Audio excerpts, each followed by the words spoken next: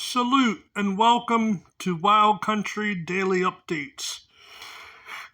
This news article is from CNBC, but is being read by Wild Country Daily Updates. They go on to say Trump threatens Iran's leader, demands unconditional surrender. I don't know why that was so hard for that word to come out of my mouth. But anyhow, key points. Trump warned Iran leader. Trump demanded Iran surrender in its escalating conflict with Israel. And Trump reportedly recently vetoed a plan by Israel to demolish the Ayatollah.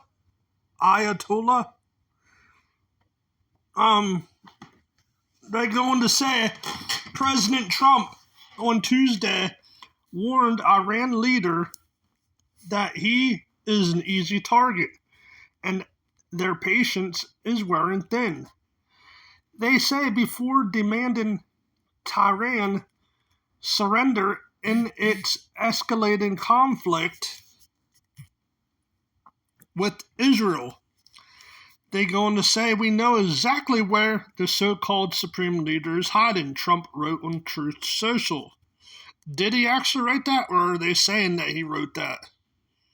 I don't have Truth Social, so I don't know. Is that the end of the article? No. Now, they also go on to say, he is an easy target, but it is safe there.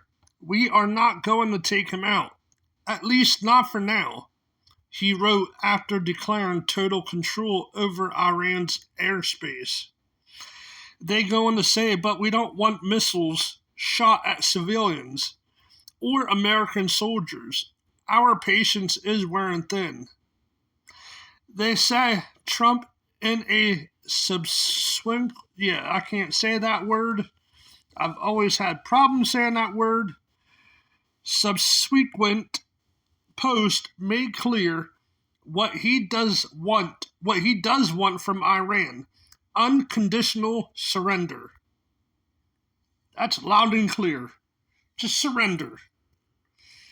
Just like how they tell us here to surrender our rights, to surrender our Constitution, to surrender our peace and everything else. They think they are the boss of everyone. Let them handle their own shit over there. We got our problems here to worry about in the United States. Let them handle their own smoke. Why do we need to stick our nose in other countries' businesses so gosh darn much? Why? We shouldn't. But we always do. And that's how we always get our soldiers into conflicts.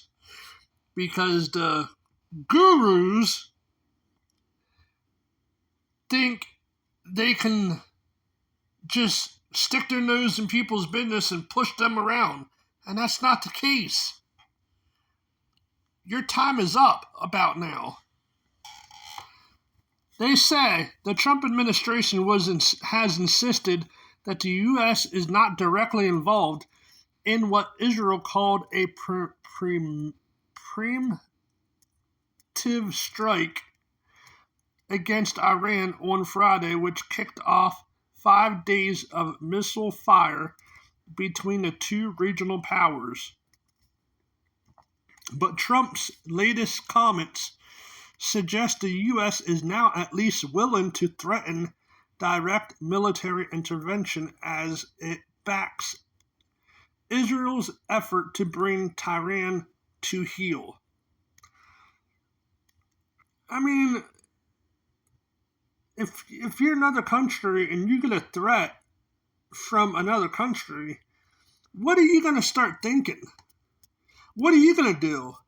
You're going to tell your people of that country to keep an eye and ears open? I mean, it's almost like we're poking We're poking them. Have they not forgot all them immigrants that came across our border? Have they not forgot most of them came from Iran and countries like that? What if they sent some of their bad apples in here? They're just waiting for that right time for them cells, them sleeping cells, to open up and get the word. Then we're screwed. Then it's going to be another tragic incident. And none of us want that. Not even their country. They say Trump held a meeting in the Situation Room on Tuesday afternoon to discuss the Israel-Iran conflict with his top national security advisors. Two White House staff officials told NBC News. They also said the U.S. president's threat against, I can't say that leader came 2 days after news outlets reported that Trump had vetoed a plan by Israel to demolish the Ayatollah. They also say Israeli Prime Minister Benjamin Netanyahu on Monday downplayed his reported disagreement with Trump over the Iran's leader, saying, "I wouldn't rush to conclusions." Why? Why would you say I wouldn't rush to conclusions? Are they lying to the media so the media is lying to us? And that's why we as content creators that are reporting this needs to read in between the lines and not their lines. If that makes sense. Trump is weighing whether to help Israel destroy Iran's underground uranium enrichment facility at Fordo, which could only be accomplished with the U.S. biggest bunker buster. They say the White House did not immediately respond to CNBC's request for comment on that report or on other questions about the latest developments in the Israel-Iran conflict. They say U.S. stocks slid Tuesday afternoon as the geopolitical tensions mounted.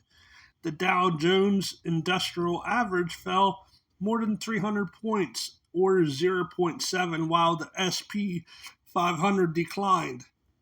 Crude oil futures jumped more than 4.5% to above $75 per barrel around 2:45 p.m. Eastern. Now that's another thing.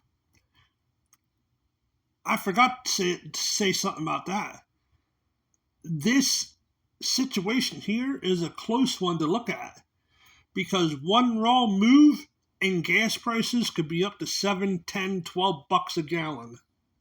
One wrong move from the U.S. and them gas prices are jumping. Look into it if you don't believe me. The Pentagon, meanwhile, is moving more warships and another aircraft carrier to the Middle East, NBC reported. They say U.S. previously deployed military assets to the region to help Israel shoot down missiles and projectiles, according to NBC. They say Trump teed up Tuesday's threat against Iran's leader with an earlier social media post declaring, "We now have complete and total control over the skies over Iran." So now I'm going to leave the rest of this article in the description down below, so make sure you look for the link to this article. Also, support the content, support the channel, hit the like button or hit the dislike button. I don't care. Share the video out far and wide with your friends and family. Make sure your bell notification is hit. That way you know when I go live or upload a video like this. Until next time, peace.